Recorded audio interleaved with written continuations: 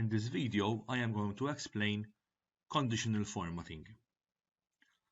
Conditional formatting is a technique that allows us to highlight cells in Excel with symbols or colors reflecting the value that there is written in the actual cells.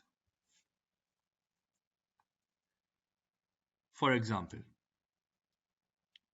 if I highlight the English, Maltese, and Mathematics marks and I click on conditional formatting, I can add data bars, as you can see on your screen. Or I can add icon sets, as you can see on your screen.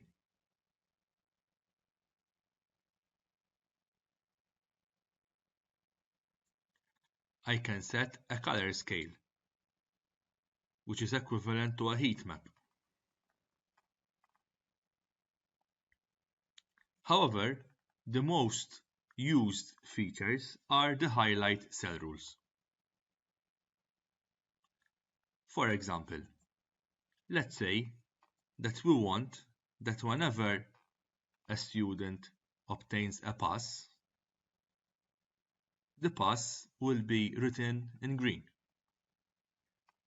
And whenever a student obtains a fail, the fail will be written in red. So we can, for example, go on conditional formatting, click on highlight cell rules, and if it is equal to, for example, pass, we can decide color it with a green fill with dark green text. If I do the same thing, however, this time I check whether it is equal to fail,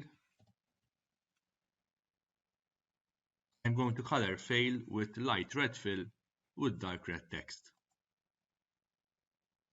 As you can see now, we have conditional formatting on the pass or the fail, respectively.